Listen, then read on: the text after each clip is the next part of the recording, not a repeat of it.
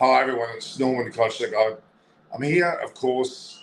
It's virtually the end of day one in Indore at Holcar Stadium. We have Khawaja with Steve Smith both in bat. Clearly, Steve Smith will be happy with his team, considering the situation where they're at. They are now 2 for 118. Yes, 2 for 118, chasing, or they've already passed the Indian total of 109. Who would have thought this before the start of this test match, that an Australian team that only had the changes of, well, they had both Mitchell Starc and Cam Green come into play. They both bowled virtually one over each, a couple of overs each, and had no impact on the actual performance of the Indian batting lineup, who were out all out for 109, with, of course, Matt Kuhneman taking 5 wickets, ably backed up by both Todd Murphy and Nathan Lyon, who took wickets respectively each.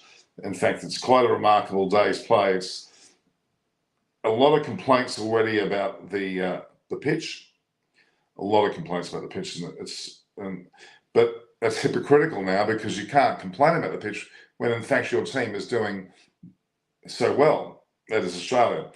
If you look at the actual situation, the scoreboard tells a very sad tale, with only Virat Kohli getting, well, he was the highest score on 22, followed by Shubman Gill on 21, and a little bit from Umesh Yadav at the end on 17, and all at 109.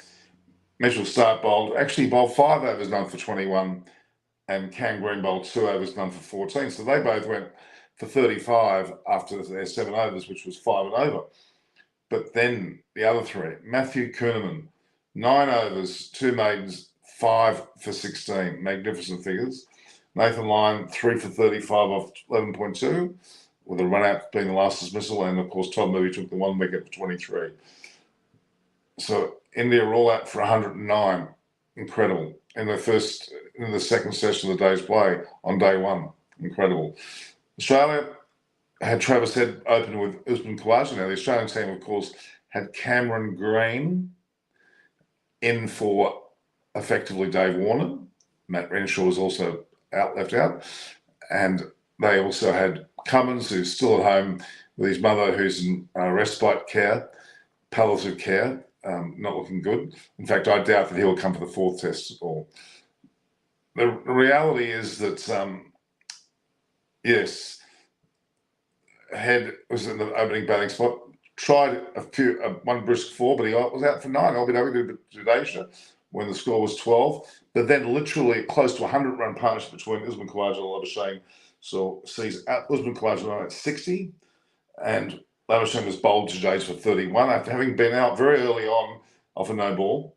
Steve Smith is not at 3, so Australia are effectively now some 11 runs in front already on day one. So we've got Wow, the original harsh traders is here. Hello, Wow. You of course a Wow there these days, do you? Arath is best. Todd Murphy gets Virat Kohli 3. Yeah, that's very interesting. But Virat Kohli looked good. The game is evenly poised, given the fact that Australia has to bat a 4th innings. Well, if Australia gets a very good lead, that could make it difficult for India. But yeah, look, if Australia get, well, at the moment they're 2 for 120. If they get well over 200, they'll get a 100-run lead. India will find it a little bit difficult. It could be well in Australia's favour, as a matter of fact. But wait, it's clearly too early to judge. Indeed, it's way, way, way too early to judge. So, Kumar Priyansu, hi, sir, I love you. Thank you very much. I appreciate that. The reality is that India actually made 2 changes, which I was a bit shocked at. They ended up giving KR Rahul a bit of a rest and gave Shubman Gill his much-deserved opportunity as an opener. He looked pretty good. They drove very well. And then Umesh Yadav in the side in place of Mohammad Shami, of course. That's a rotation aspect, which is interesting. I wouldn't have thought that. The Indians did open the bowling with Ashwin and Jadeja and gave Patel a go. And then very late in the piece, Yadav and Siraj got a chance to bowl, which was probably a mistake. They should have bowled those 2 openers first, because those 2 openers, or at least Siraj in conjunction with Shami, took the early wickets of Khawaja and Warner in previous tests. So I think they rushed putting the spinners on. thinking that it would spin prodigiously. Well, it's proven not to be that bad. Well, it certainly is bad, but Australia apply themselves very well, being 2 for 120. So there you go. That's quite a remarkable little scoreline, I must say, when you think of it. And it's testament to the Australians this time. And Khawaja is really the one that's leading the charge. He's 50-odd runs. It's quite magnificent the way he's going. He's well deserved of his position as an opener in this Australian side, I must say. But Jennifer Aniston now, I'm not sure what's going on there. Yeah, so there we have it. Jennifer Aniston now, I'm not sure. We need to be wary of the fact that it is early. So Australia are 2 for 120. Usman Khawaja is on 60 not out, batting extremely well. Labuschagne was lucky early on, got 31 on the end. Head, again, not poor as an opener, I'm afraid. Smith captaincy has also been a positive effect on the Aussies, says, wow, WTF. I ask, what's your thinking of this third game? Well, again, Steve Smith is a worthy captain. Pat Cummins is proving not to be worthy. And I would argue that he may well consider being a part of the team and not being captain in the future. And I think that would be a fair appraisal of his captaincy as being pretty poor, to be honest. And Steve Smith certainly has applied himself better as captain, and you've got to give him that credit, at least that there certainly is a bit more going on there, I would say. What about this? Dave Warner's parents, not sure what they're doing, having a bit of a feed. There. Yes. Who is vice captain of India? Good question. Well, obviously Rohit Sharma's the captain. Is it Pujara the vice captain? I think it might be Pujara. Who was vice captain of? Well, it was Pujara at one stage. Anyone else can tell me? I don't think it's anyone. I can't think.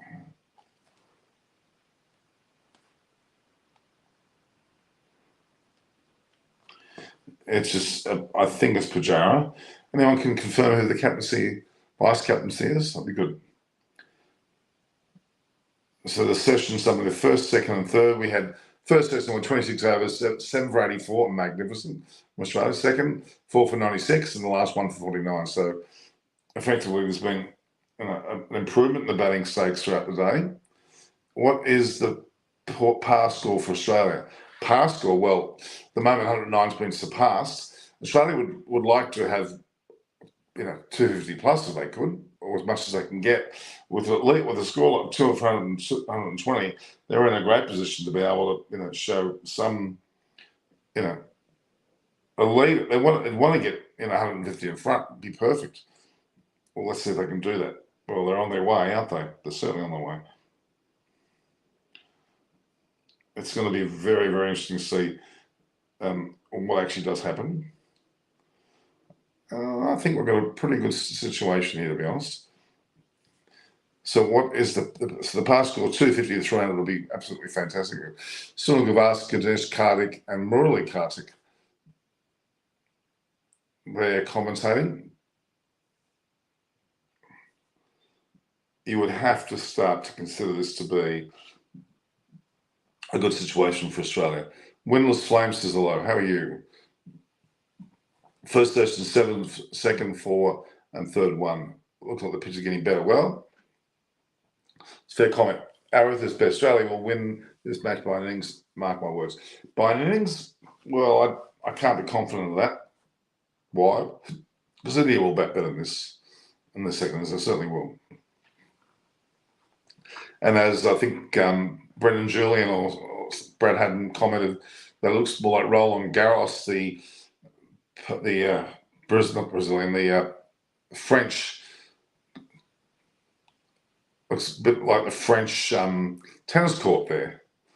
The way it's so orange, it's quite incredible, actually, I must admit. So Jadeja just bowled a delivery and Khawaja just walked away from it and effectively was bowling, but obviously he did not truly face up. So, that's a fair point. So Khawaja has been incredible. So he's on 60 not out, soaked up a lot of the bowling. They rotated the strike with left-hand, right-hand combination, didn't let the bowlers settle. India went too hard, too quickly with the likes of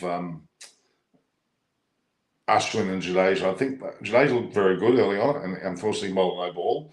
Otherwise, he would have Khawaja early, and he took head as well. But Khawaja's just been amazing. Not Khawaja early, but actually Labuschagne early. So very interesting indeed.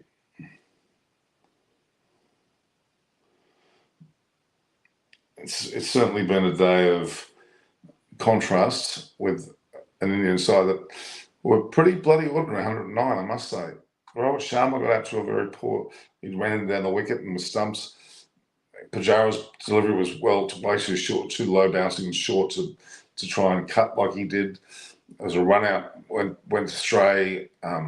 Shreyas Iyer played an unusual shot as well. And a few wickets were taken very well. Umesh Yadav went for a bit of a hit, and he got 17, but he helped them along. It was probably a very valuable 17 as a matter of fact. Of Khawaja can get a century. This is a huge effort. The pitch is really breaking up, and it's like a dust bowl already. But having said that, though, both sides have got the same conditions. Australia are handling it admirably well, to be honest with you. Very well indeed. So, can't knock them. You cannot knock them. Usman Khawaja, a man who's got 4,300 plus runs now in Test cricket, having played, this is his 59th Test match. He missed out a few years where he was in the wilderness selection-wise. Good fly back from Australia, it certainly was. Chandan Dekar. Would an Australian call this pitch a rank turner now that they've managed to, well, they can't now. It's both teams have applied themselves bad. One's applied themselves badly, namely India, and Australia's applied themselves well. I don't care about the pitch personally, because whether it's good or bad, it just tells me that realistically, both teams have to play on the same pitch. And that's the key to the discussion. If both teams have to play on the same pitch, then what is the issue? I don't see an issue with a pitch when both teams have to play on it. And even though one side might fall apart, it's upon the other team to actually get their act together and actually be able to practice or judge the pitch and be ready for it. If Indians come to Australia and they've got a bouncy pitch, a green top, well, they need to have gotten some practice on that because that's what they're going to cop. The same goes for Australians going to India or going to New Zealand, either South Africa or England or wherever they go. You have to be ready for what you're going to come up against. It's as simple as that. Smith's very awkward. He's on 4 from 12. He's not really settled, but Khawaja certainly is settled. He's very well settled indeed, actually. It's very impressive the way Khawaja's been able to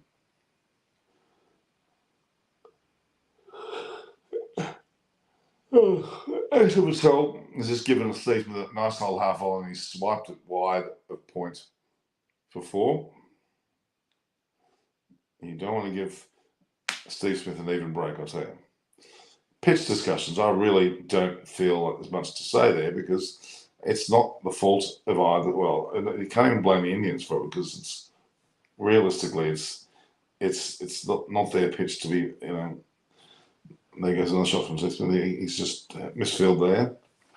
It's pointless as someone just wringing their hand after being hit by the ball. So Australia now 2 for 125. So they've already got a lead of some 16 runs with still 8 wickets in hand. So they're in a good position. But yes, India could come out in the second and score 300, leave Australia with a total of 150 or thereabouts. And Australia could get India all out if the wicket falls apart. India could get Australia all out if the wicket falls apart sufficiently. So, yeah, we can't really judge it at this point. Although at this point, it's Australia's in the box seat. Usman Khawaja at first as Pakistan. They scored close 5 runs. Oops, that didn't quite work. It was an attempt to sweep. They've got to leave the sweep shot back in their back pockets, I think. I shouldn't be playing the sweep shot. That's my thoughts. What's your thoughts, guys? It's been a long day for me today. Today's a damn good bowler. He is very, very good bowler.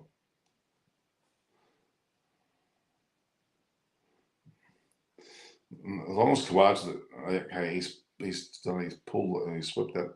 Is he out? No. Looks like he is. Shubman Gill has just taken a catch. He's just dismissed Kawaja, caught on the deep square leg boundary off a skied sweep shot from Kawaja for 60. Australia now 3 for 125. As the pity, Kawaja was looking on his way to his century, although he scored a very admirable 60 runs now. He's hit a ball uppishly, straight down the throat of what like Aksa Patel's. No, that was actually Shubman Gill. And Shubman Gill's taken relatively easily.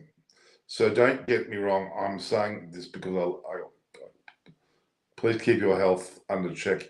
We'd love to watch you for many, many more decades. I don't know. I am. I'm just a bit lazy tonight. Yes, we've got a guest here, David Gray. Hi, Norman. So Australia's handling themselves very well on a fairly dodgy pitch. I think, yeah, good for them. Good for the game, really. So typically Australia not going to lie down. So, yeah, maybe India were a little bit arrogant or whatever. But they've just bowled better, I think, and they had the right balanced team. So just see what the lead is. Anything over 100 won't necessarily define winning the game. You saw that in Wellington. That's the biggest going past somebody's following on and still winning. So, well, I mean, that was an amazing test match between England and New Zealand. Seriously, it was gripping, wasn't it? It was extraordinary, really.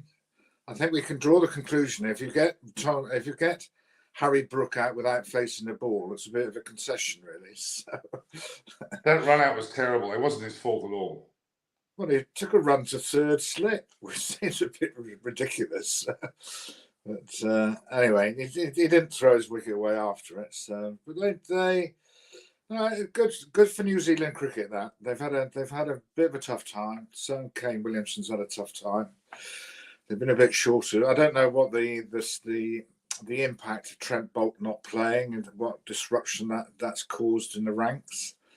But played resilience. One thing I think for England is Ben Stokes' knee. He looked in terrible pain, and he's hardly bowled a ball in this series. And I understand why they want to allow them to play in the IPL, but I would have to say that the travel schedule of playing, getting in a plane, coaches, that if you've got a dodgy knee, that's not going to help. But he's had a dodgy knee for a while, actually, Norman. So he's a very brave young man. So David's money.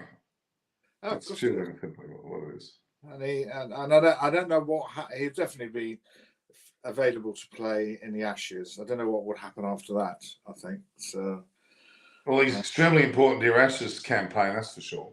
Oh, without doubt. He balances the team as Cam Green balances the team for Australia. So, although, ironically, Cam Green and Mitchell Starc didn't bowl much at all in this test. I don't think anybody expected it to spin quite as much. There have been some seriously balls that don't take wickets, Norman, and I think that they would have to review how they do their reviews, because the second one definitely to Kawaja was never going to hit the stumps. The one that was it actually hit the wrong leg. It actually hit his right leg, not his left leg. So but I would have to say, left arm spinners bowling no balls is just unacceptable. Heavy fine for that. I think it's funny. There's some commentary about Bazball is dead. That's rubbish. It certainly isn't. That was England once again showing how formidable they are. New Zealand this time round pulled a rabbit out of the hat and got away with the result. But England wasn't finished at all. First innings, they were still going at 6 and over. It's just that New Zealand clawed their way back into it. It was an epic test match to get down, and isn't it ironic that the test match in Birmingham, where Kastrovic got caught down the leg side is a rerun of Anderson getting caught down the leg side. Fortunately, this one, fortunately for New Zealand, Anderson was out. There's always been a debate in my mind that actually Kastrovic was not out in that test match because he had his hand off the bat. The rules say that that's not out. But I mean, look, I'm still excited like all hell to see how the Ashes pans out. And on top of that, the World Test Championship, which will be at the Oval. It'll be a great summer. So assume if Australia win this test match, that gets them into the final, does it? Okay. Yeah, it will. It will definitely do so. But it's all contingent on Sri Lanka beating New Zealand. No, but they want to have that. They're not going to do. They want to. Well, Sri Lanka can have their moments, man. You want to control your own destiny. So if it ends up India winning 3-1, that actually means that Australia will be in the final. If Australia win, say if they win this test and it ends up being either 2-1 or 3-1, yeah, Australia are through and India are through, because I think 3-1 will get India through, and Australia winning a match will also get them through. It's pretty much. Yeah, I think if it's over that period of time they're saying, those are the best two teams. If it was over 12 months, England would be one of the best two teams, the way that they've played. So, well, England, if they keep playing the way they are, should be favourites for the next round of the World Test Championship, which will be, I believe, is it 2025 or 26? Yeah, it's ended 2003. This one. So does it start after the final, or does it start once the final is decided? What are the games that qualify for the next cycle? For instance, is the Ashes? I think the cycle starts almost straight after. I think this particular series between Australia and India and the New Zealand New Zealand once both two are over, the cycle finishes. Right, because New Zealand didn't qualify anyway. There's two test match series. So India have got their hands full, but I wouldn't discount them. They're just trying to defend 109. They're human beings. Everybody looks at the spinners in the dressing room and says, well, you've bowled them out before. Why can't you do it again? So, but when you've got 400 and then you've got 100, then that's slightly different. Even in the eyes of the batsman, they know that actually all we need is a couple of good partnerships. But how big is the lead they have to have?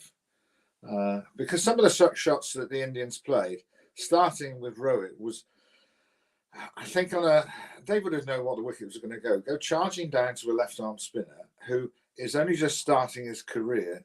Just stay where you are, because all you're doing is creating an opportunity where you can. And no matter what happens, if you look at the way he comes down the wicket, and he's a fantastic player to spin, by coming down the wicket, you do give yourself a bit of room, even though you don't think you are. And with a left-arm spinner, it only has to spin, and that's spun enough to even beat his bat. And once it gets past you, you're dead. So, if he came down the wicket to an off spinner and it spun as a right-hander, it would hit him on the body if it spins a lot. So, you've got to use your body as a line of defence as well. So, absolutely. The ball, there was a delivery just in a Jadeja bowl to Steve Smith that basically rolled. Yeah. But I bet it gets to the third day. That's any doubt. Unless in India mess up completely. But I think India will acquit themselves better in the second innings, to be honest. Well, they know what it's going to do. I think, actually, ironically, as long as it doesn't disintegrate completely, that actually, when you're batting second, when you're in the field, you can formulate exactly, right, what are the areas that I can score? What is the ball actually doing? Is it spinning? Is it keeping low? Is it spinning every single ball? And all the wickets, I would have to say, have been really difficult to bat on because they haven't spun all the time. But I don't think there is a wicket that spins all the time anyway, unless it's a wet wicket.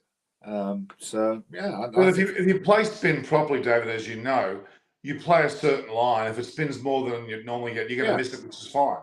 Yeah. Well, it's the same as. But no, there's so much cricket on them. I don't think you'll be watching anything else. But Rashid has bowled probably one of the best spells I've ever seen him bowl, because he's spun his leg spinner as much as he spun his googly. Now, if he does that, he is a handful. Not that he's ever going to play red ball cricket, but it shows the threat of a leg spinner if he knows what he's doing, and he definitely does. So when he gets to India in the World Cup, he's going to be in England's. The combination of the two quick bowlers and him as the leg spinner is going to be the deciding factor. I just wonder how long. And I mean, James Anderson is now ranked the #1 ICC bowler in the rankings. No, he's just been overtaken. He's only been taken this morning by Ashwin. Right. Yeah, but I mean, it's incredible. But he's up there, Norman. Those rankings are ridiculous. Sorry? Those rankings are ridiculous. They change overnight, basically. Oh, I know. Yeah. They are somewhat ridiculous, but the same way, regardless, Anderson's doing extremely well. No, it's really. I think Broad and Anderson, their testimony how you can keep yourself fit, and it's not the skinny thin. It's not about pumping iron and everything like that. It's just the desire to play, which they both have, and having really good. And Jimmy has developed as a bowler. He couldn't bowl to left-handers. He bowled, and he was one of several bowlers who bowled to Graham Smith, and they couldn't bowl to him because they swung it back into his legs, and he just absolutely butchered them. But he is now a proper deadly bowler to left-handers. Well, I mean, I remember the time that he bowled to Langer and Hayden. I think it was in Australia. He got walloped. Yeah, because it's just very difficult. You know, that in Australia the ball tends to swing into the left-handers and away from the right-handers. And you've just got to have the option of being able to bowl the other delivery, which people learn in time. Cummings has learned that because it was showing that, and so was Southey in Wellington. He was bowling the other delivery. So cricket on show has been really exciting. I honestly can't see Cummins being put. I actually think he. Okay, so it's a horrible situation with his mother. It's very sad. She's in palliative care. But I actually think this might be a wake-up call overall. And Cummins may realise that he's best not being the regular captain of Australia. Well, I wouldn't do it. I think to judge him on what happens in India, I think it's a bit harsh on him. He's got batsmen coming back and forth, and Green was a key player. He's now back playing. Stark was injured. Hazelwood's not around, so these are conditions that will challenge any team, and it'll be a challenge for England as well when they get there. But you just think that the way that they play, they could take it to the spinners, but you have to be careful against Ashwin and Jadeja. You just got to try and hit Jadeja's ball and think it's going to be a no ball, but you've got a pretty good chance of it being a no ball these days. I should think Rahul Dravid is absolutely going berserk because it just shouldn't happen. So there you go. Shane Warne never bowled a no ball in his life. Yeah, it's remarkable. It just shows how good a bowler he was. As did Ian Botham never bowled a no ball in his life because he wanted to get as close as he could to the stumps. And come in at an angle and go out at an angle. And if he was right up on the white line, that got him into running on the wicket. So he never bowled a no ball. So, and I think there's a couple of Indian bowlers like that. I think Kapil Dev is another one that was always behind the line. Well, Jadeja he puts his front foot when he bowls, which is his right foot. Only puts the actual top on towards the front of the I would say actually he might be slightly harshly dealt with because he's shadowing the line. So the umpire line has got to work out if he put his foot down, is he going to be? And I think the third umpire can help him with that. I think a couple of them were marginal, to say the least. But something's got to be behind the line, not just on it. But it's and that means physically behind the line, not just above it. No, but it can be above. But then you're challenging the umpire, either the umpire in the middle or the third umpire, to show actually, because it's always been a bone of contention for me that actually no goals should be given by the third umpire, not the on the pitch umpire. He's got too much going on. You know, if he's got to look, I can remember David Shepherd, who I've mentioned on this program from time to time. Yeah, who was delightful person, very popular as an umpire, but was quite nervous as disposition. And he umpired in a game between Pakistan and England at Old Trafford, and the pitch is side on, so you could see no balls there. And he was looking straight into the sun because that's why the pitch has changed round. You know, Sacklane bowled a few no balls that took wickets, and he got absolutely berated on TV and wanted to resign. And I had to convince him on the way home from the Test match that actually his job is to look at the other end. And there's so many people wanting to appeal for things that are not out. That's a challenge in itself with lots of close catches. So the line decision should be given by the third umpire. And conversely, if you've got somebody like Brett Lee, I'm not saying he bowled no balls, but if you're bowling that sort of speed and you've got to look down and then up, then it's going to affect your decision making. I want to just go back and talk about Harry Brook. He's already broken records. He's the fastest to 800 runs. If he keeps going, he'll be at that level. I mean, that unfortunate run out that he got out for a duck, but he's shown incredible talent so early on. It's just phenomenal. The one thing that I think he is exceptionally at is reading length of slow bowlers. So his ability to be able to pull is phenomenal. And actually, I was watching YouTube yesterday, and they showed a really good clip of the Calcutta Test match between Australia and India when Laxman and Dravid got all those runs. Oh yeah. I didn't realise how well Gillespie batted in that to push the score up to 200 to 400, and get them to be able to enforce the follow on. But Laxman pulled Warne a lot. You know, that sort of if he bowled it too slowly, he was okay playing over the wicket, but he was an exceptional player at VVS. That was an extraordinary Test match, I must admit. Well, Steve Smith just pulled Axar Patel. I'm thinking maybe either a 4 or 6. Okay, so we're talking Harry Brook. I'm just looking at the stats on James Anderson. He's currently got 685 wickets at an average of about 25.99. He is only a mere 23 away from Shane Warne. Yeah, no, and I think he certainly wants to beat that. I'm sure he does. Yeah, he's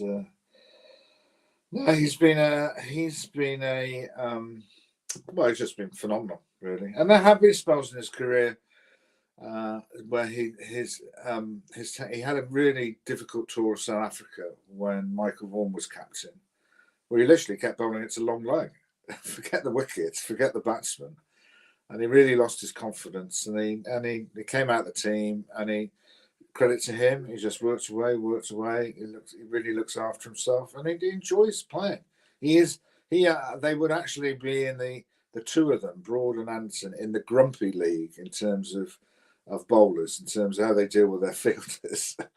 They have a very short memory in terms of whether they misfield or drop catches. But what's the overall feel in England about James Anderson? Obviously, you're very proud of him, etc.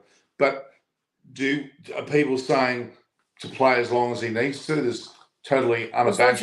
As long as he's got the desire to do it, and I think one of the real telling decisions, which is a credit to the selectors of the day, was, and he didn't like it at all, was to remove him from one-day cricket, and he just became a red ball bowler only. That, without doubt, Norman, extended his career. And it might be that Ben Stokes has to I know he'd hate it, have to consider that if he still remains captain. He's going to have to weigh up, can I do everything? Or if I'm not only going to do part of it, which part can I do? And it's remarkable as well that he got Broad on 576, and collectively they got 1,261 wickets. It's just and amazing. what is the total between, if you've got all those stats there, Norman, what's the aggregate? Now you've got all those stats in front of you. What is the aggregate between McGrath and Warne? Okay.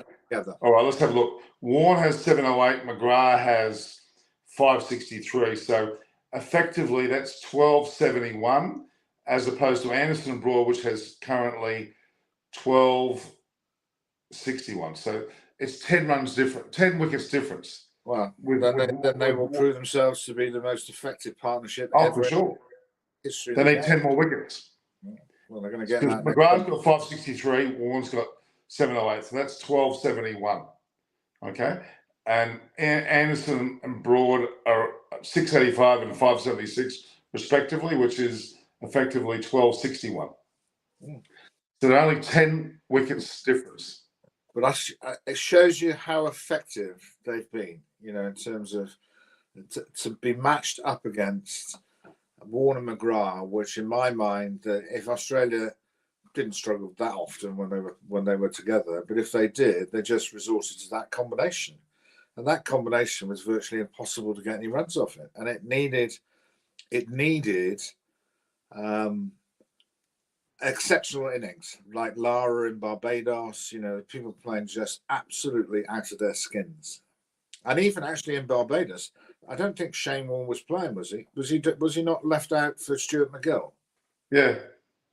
And he spent a year on the sidelines too with that so-called tablet, well, he failed a drug test. Yeah. I know he's, sadly, really tragically missed. But the rules are the rules, Norman. So yeah, I know. And he was quite. Just quickly, someone's asking the score.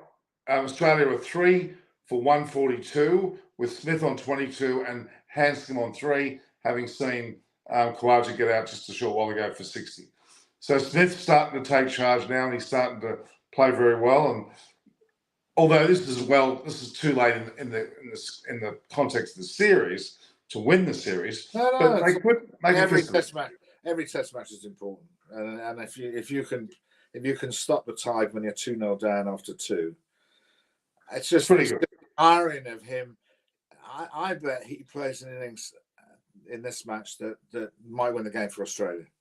And it's at the final irony, he's doing it as captain because of circumstance and all the fuss about making him captain, not captain, or whatever.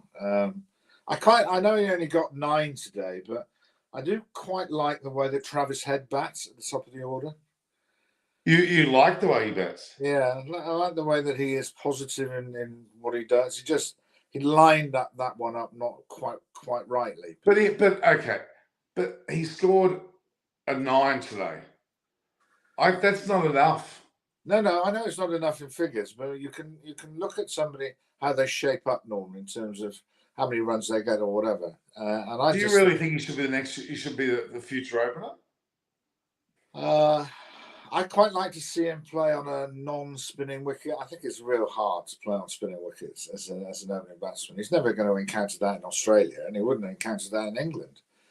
But he just strikes me as a bloke. He will take the opportunities, and the innings that he played at Brisbane, which changed the course of the match, was technically very good, but also very brave mentally.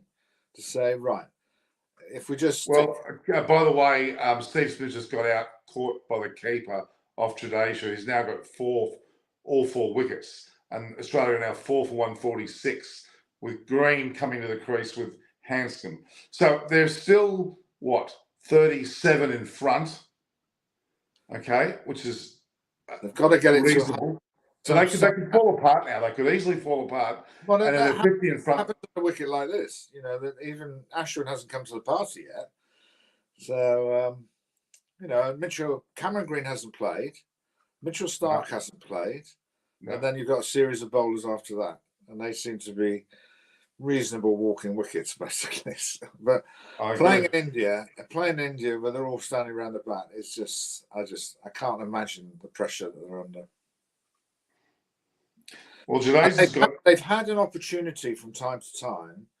This is more with a bat, which is probably a bit easier for them. But when Patel and Ashwin came together in the last Test match, they were holding all the cards at that point, but they just never really, I don't know whether they had the belief or whatever, they just never really created any chances after that. The ball never went past the bat, but Axar Patel is a proper batsman. And we said this on here, when you're playing on a spinning wicket, the opposition spinners will not, if possible, get out to their opposite numbers because it puts even more pressure on them. So, but even Ashwin will feel the pressure. He's ironically ranked #1 bowler as we speak. His opposite number has got 4 wickets, and he hasn't got a wicket yet. So that's a nice. I've always thought as a captain, if the 2 spinners I'm using, if they end up getting 5 each, then peace reigns. It's not civil war. So, Well, I don't think Ashwin's bowling that well in this test so far because he took the new ball, which was probably a mistake. They should have allowed Yadav, who came in for Shami, and Siraj to take the first couple of overs, but they didn't. So I think he came in a little bit too early. Well, he's quite used to bowling with a new ball. When I watched those overs this morning, everybody's human, Norman. He could have been feeling the pressure. I know that. Have 100 or whatever, and I think Khawaja lines it up pretty well, and I think actually they're beginning to realise how to defend. In other words, you're playing with really soft hands, and you're not actually going at the ball as you're defending, which means that it will ricochet to the bat pads or whatever. They're actually in a position where they can virtually stun the ball when they're defending, which I think is really good. And they're not getting drawn in to play wide balls or anything like that. So, but I think it's got a long way to run. I could say that, Norman. So. Oh, yeah. I mean, look, as I said, they're 4 for 147 now. They could easily lose their last 6, well under 200. Norman, you're an Australian. You should be positive here. So. Although, I mean, I'm excited about Cam Green because I think that he's going to emerge as a potential Australian captain, and that's my thoughts. Well, I'm not trying to be wise after the event. I think it was maybe a couple of years ago he started getting some runs in the Sheffield Shield, but I think he was slightly injured back with his back, or because it's growing spurts and things like that, but. I just saw post McGrath and Warne, he would be the perfect balance for the team. I didn't really think, and there's no disrespect to the other bowlers, but I just couldn't see them getting away with 4 bowlers. No, because and the spinner that they would use, Lyon's done a fantastic job, but it's a lot of pressure on him, or they just need more seamers. Because if you use those 4 bowlers, somebody will get injured. And they did have a spell of people start being injured, Hazelwood being injured, Cummings being injured himself. So I think the 5 bowlers allow them. And I think that's the way the game shifted. Even England have done that. So, yeah. But they have to do it with the age of the 2 strike bowlers. They have to limit the amount of bowling that they do. So, if I'm honest with you, I'd love to see more rules around selections of a team. What I mean by that is that a team must have a certain combination in balance with both teams. That's my thoughts. It used to be the case. I was brought up in a side that had 3 seamers and 2 spinners, and it didn't matter what the wicket was. That's what you played. Because we played on uncovered wickets, then it doesn't matter how green it was. If it rained, you need spinners to bowl on it. So, can you recall having selected 3 spinners very often? Well, when you say 3 spinners, it wouldn't be 3. Well, I mean 3 out-and-out spinners, not just. Well, we played the last Under-19 World Cup because we had 3. We had a guy called Jacob Bethel who opened the batting who could bowl left-arm spin. Tom Prest, these guys are now young professionals and they played for the Lions. He batted 3 and he bowled off spin. And then the leg spinner Rayhan Ahmed is now burst into the scene. He also bowled, he batted in the first 6. So in the first 6, they had 3 guys who bowled spin and also the wicketkeeper. So it's perfect. You could have anybody from 6 down. You could play an extra batsman, 4 seamers, as many as you like. But so you get my point, though. Just out and out spinners, where like Todd Murphy, Nathan Lyon, and Kuhneman are out and out spinners. They're not all rounders in the true sense of the word. So has anybody explained why the other left arm spinner wasn't selected? Who was in the original touring party? Well, remember the days of Bishan, Betty, and Prasanna? They were tend to be the main 2 spinners for India, weren't Well, they? they had 3 because Chandrasekhar bowled as well. Of course, Chandrasekhar as well. And they did play them quite often. The opening bowlers, Norman, were definitely shine removers. So there was a guy called Solkar who bowled left arm seam, who actually got boycotted a lot, but he was a professional bat pad. He fielded bat pad to the spin bowlers. So okay, all right. So it looks as though it's still this. I think it might be no. The thing is, it's such a gripping match that the game could turn one way or the other very quickly. It's changing an hour. You know, you could come back tomorrow morning and Australia don't lose a wicket. They start again. The bowlers will have a bit of a chat of the length they have to bowl.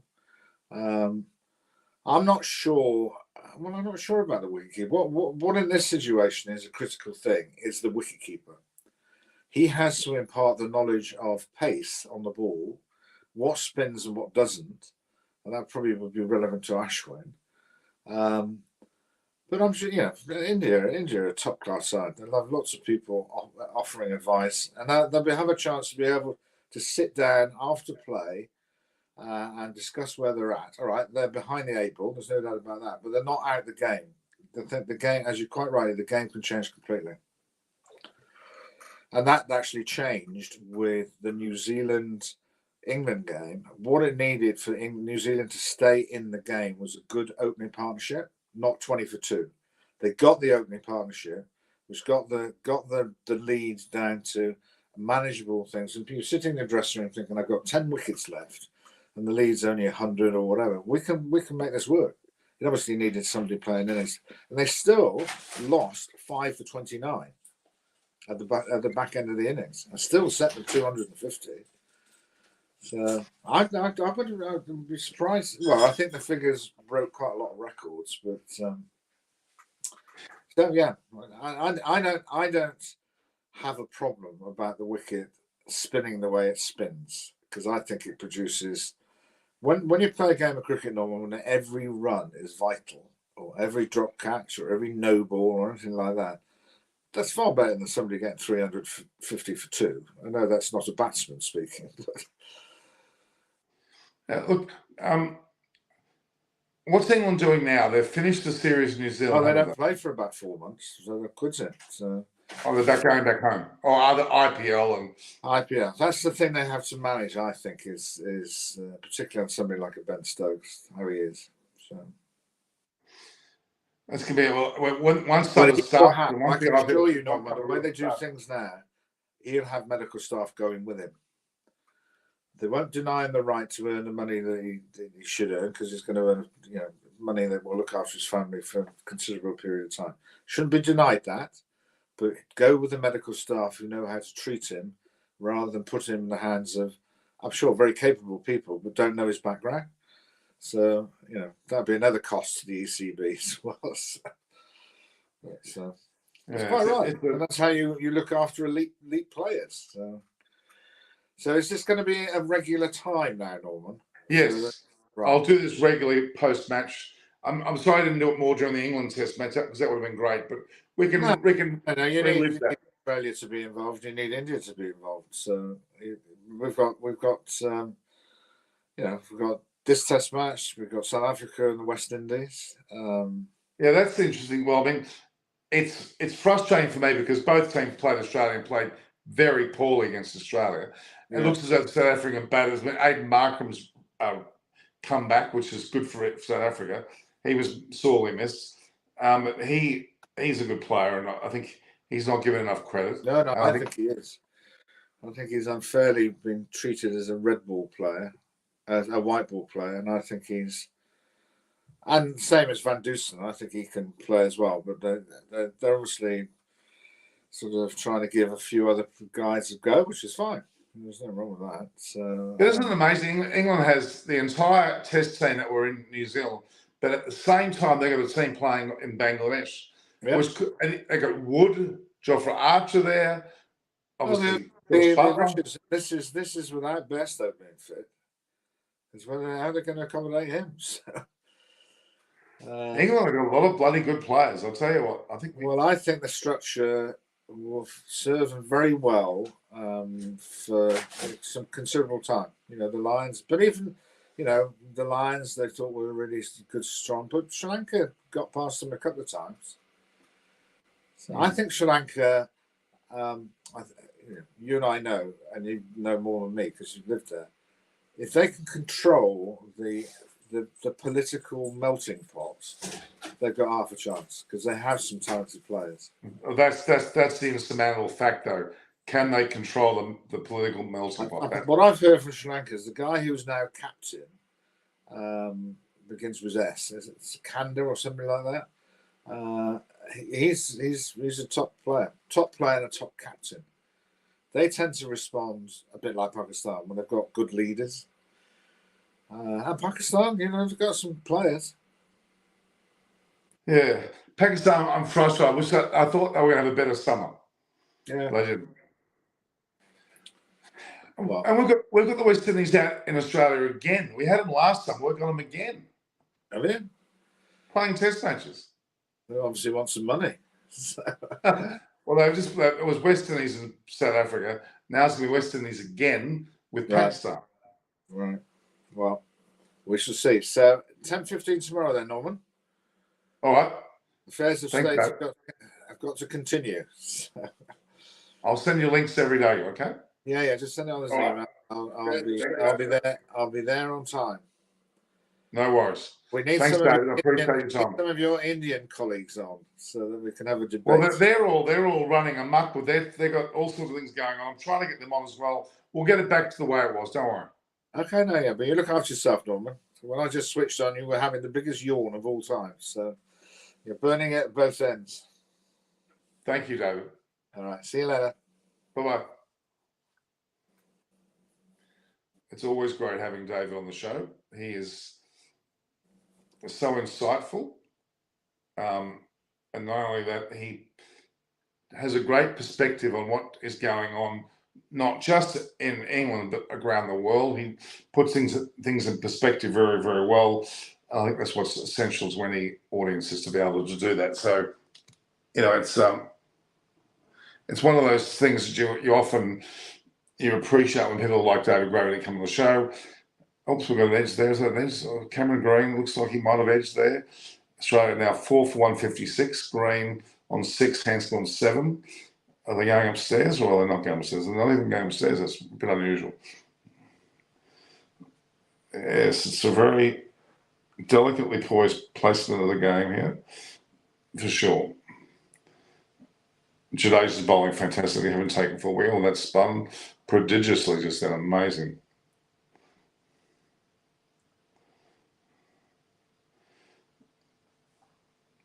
Very, very impressive indeed. India will certainly come back on the second innings. I'm pretty sure they will. At the moment, Australia's lead is, 47? 47, which is still pretty handy. They've got 6 wickets in hand. If they can get it around the 150 mark, it's going to make it difficult for India.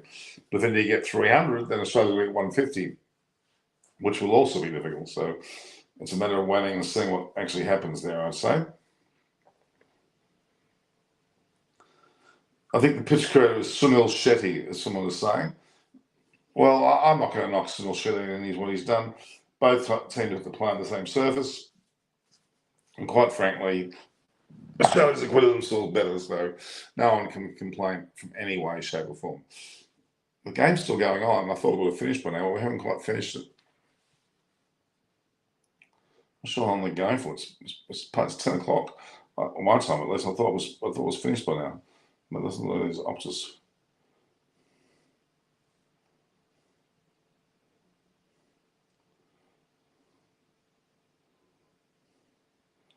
Some nasty comments about no sweeping. I think that's very funny.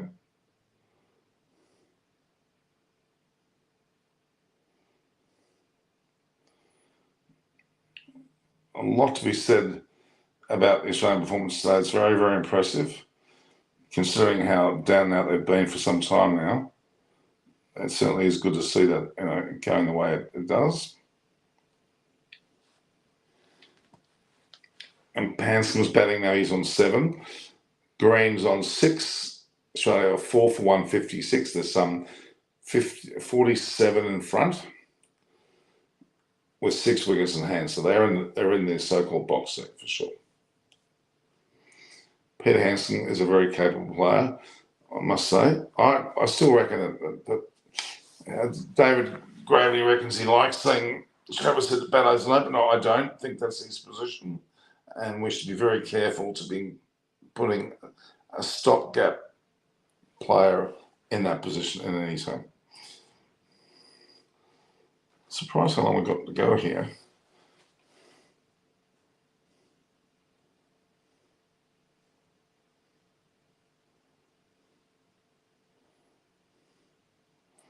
Sunil Shetty is either, or is that some sort of joke? I'm not sure. Let's have a look.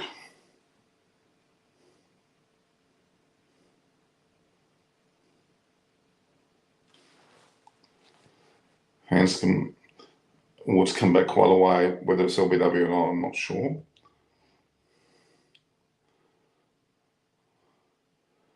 Ashwin's asking the question.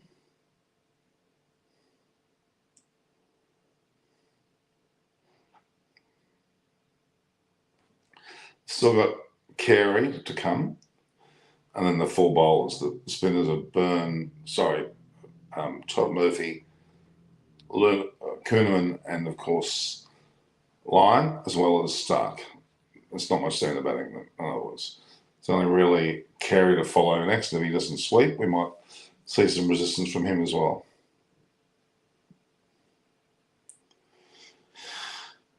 It must be close to finishing here. I would have thought it would be over by now, but are they going longer? I'm not sure. I don't think they would be able to go longer as such.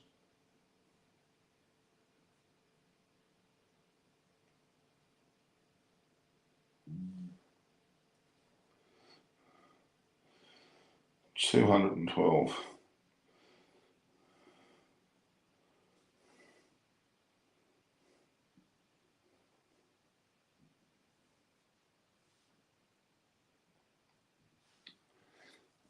And Andrew McDill's having a good chat to Steve Smith. It could well be about when they're going to actually declare, what am I saying, not declare, how they're going to go about this innings. There seems to be a fair bit of movement there in the dressing room. See Scott Bowl walking around. Now, actually, looks like the end of the day's players. Everybody's clapping. So, Asia has taken 4 wickets today. Ashwin not 1. Australia are 4 for 156 as they walk off the field. Australia are 4 for 156. Some 47 in front, with Green on 6 and Haskell on 7. The standout was certainly Khawaja with his 60. He was supported by 31 from Labuschagne as well.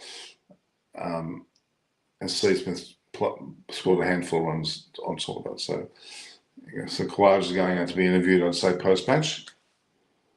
A notification that stumps on day 1, Australia lead by 47 runs, as I've just told you, which is a pretty impressive situation for Australia. They would be particularly happy with that, I would say.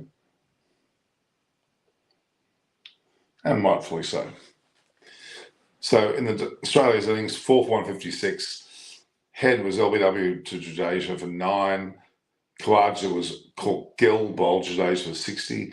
Labuschagne bowled Jadeja for 31. He was out very early on too, but he got a reprieve. Smith was caught by the keeper Bharat, bowled Jadeja for 26. And now Hanscom at 7 off after 36 deliveries, quite a few. And of course, Green 6 off 10 balls. We have Carey, Stark, Lyon, Murphy, and Kuhnemann to follow. Really not much resistance there for the last four batsmen. It's only really Carey coming in next. That will be crucial to this total going past 200. We're going to hear Khawaja talk. Let's see what he's got to say. Johnson here with me. What did you do that the other batters couldn't on a track like that? I'm not sure, to be honest. I played with my plans. Trying to score when I saw a scoring opportunity and respected the good ball when it was there. It's not rocket science, to be honest. So, it was nice to get out there and get a partnership with Marnus. Felt like the start was the toughest time to bat with that new ball. It was a bit inconsistent, but it was just nice to get that partnership to really sort of blunt him out there. But it's not an easy wicket out there, so it was just fun to get some runs. You mentioned 60 runs is a magnificent score there from Labuschagne. 60 in the context of the game is extremely important. They're 47 in front, so it's proven to be a very much an invaluable score in the end. It really is. No unity in India. I don't know about that. I don't know whether you can say that. The comment people are making there, I think there is plenty of unity in this lot. I think Rahul Sharma's doing a pretty good job with them, actually. He got some pretty strong heads in Kohli and Ashwin and the team who would think their own way, so that's another point. But yeah, Khawaja smiling from ear to ear, having now scored well over 4,300 runs in his Test career, heading towards 5,000, which is kind of a leveler. It's kind of a watershed moment when you reach 5,000. Because you're permanently on the ICC list of batters. That's probably another part of the runs. But he'll be happy with that in his 59th test. He'll see up to 64, he would argue, in the Ashes series. He's still playing next summer as well in Australia, so he could well go towards 70 test matches and probably go very close to 5,000 test runs, which is, as I said, a watershed moment for him. So Khawaja, at this point, is the player of the day. Certainly put Australia in a very, very good position here. It's beat some 47 in front of it, India into day 2. So already not only has India batted, but Australia's batted and actually surpassed the Indian total and given them a rather healthy lead in the circumstances of the game, being 47 runs. So Khawaja will resume tomorrow in fact, Khawaja won't resume. It'll be Cameron Green and Peter Hanscom, both batters in their own right, to continue on the process with Steve unfortunately out, but of course he'll be joined by one of these two will be joined by Carey and then into the bowlers after that. So that's the situation as it stands. Any questions, guys?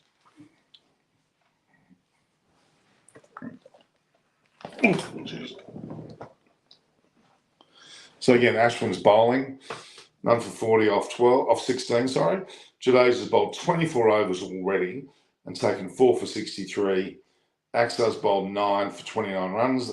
Umesh 2, Siraj 3. They bowled late in the innings. They didn't bowl first up. And Umesh bowled none for 4 off 2 and Siraj none for 7 off 3. So, so Khawaja 60 with Labuschagne's 31 and Smith 26 has put Australia at 4 for 156, some 47 in front. Jadeja having taken 4 wickets in the Australian innings, of course, Kuhnemann took 5 for 16. Magnificent figures. Lyon 3 for 35. Very strong figures. And Murphy 1 for 23 with a run out on top of that. So that run out was, I'm not sure who actually did that, but it was a great feeling, but some pretty poor running between wickets. So there we have it. Australia lead by 47 after day 1. Only day 1. Incredible. Very good performance by Australia indeed. Standing out was Khawaja for sure.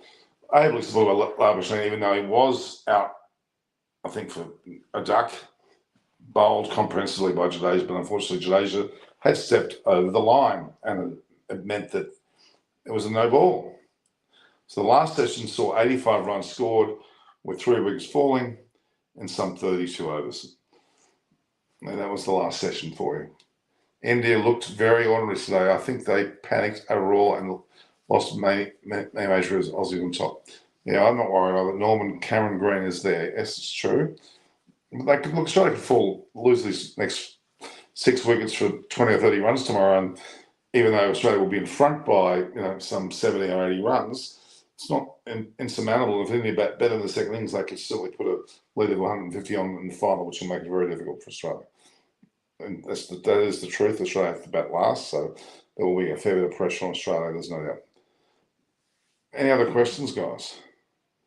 Jadeja once again took 4 wickets and bowled particularly well. Looks like Roland Garros is the comparison. I rather find that amusing. It's called because there's so much orange soil.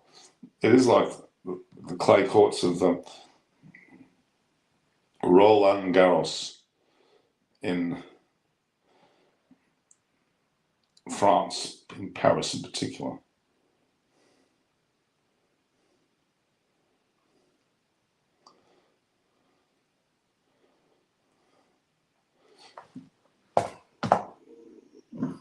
I thought Gill looked very good earlier on today, and so did Coley. But unfortunately, they didn't muster enough runs. And some good bowling from Kerman. Certainly some good bowling from Kerman, and ably backed up by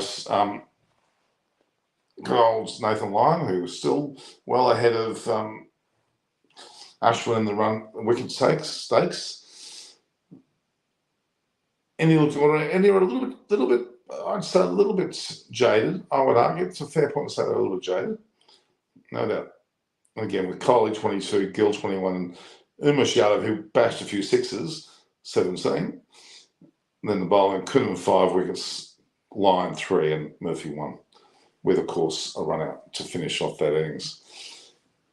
So this is the third MasterCard test, and it's going to be day 2 tomorrow, starting at 9:20 a.m., which will probably be the preview of the match.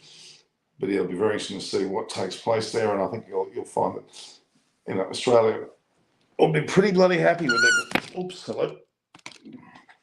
Sorry, guys, I'll be there in a second. I'm just going to sort out this camera, which has fallen. There we go. Oh, it's a bit of an upside down job there, did you? Well, that for a moment. It's just... Yeah, so... Yeah, Robert Sharma skipped down the wicket to be stumped quite comprehensively. Then was an edge off the bat of Gill. In came Coley, looked particularly good, actually, I must say.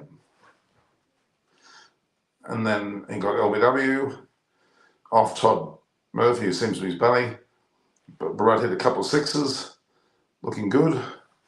Kumar took 5 wickets. And then ultimately Australia went in the bat and lost head early again. And I'm not, people are saying David Graham likes the way he opens. I don't think that he's a long-term opening solution. And then you have, of course, Khawaja batted very well. Labuschagne was lucky early when he was given out, but then survived that and went on to score 31 with Khawaja on 60, and ably supported by Steve Smith as well, with now Hanscom and Cameron Green there at the 9-out point. There's some 47 runs in front with 6 wickets in hand. So it's a pretty impressive situation indeed. All right, so we might end it there, I think. And I'll talk to you more tomorrow. I'll have a little summary coming up very shortly. Me and Sri Harsh at Craig, we're joined together by the hip these days. Very happily there.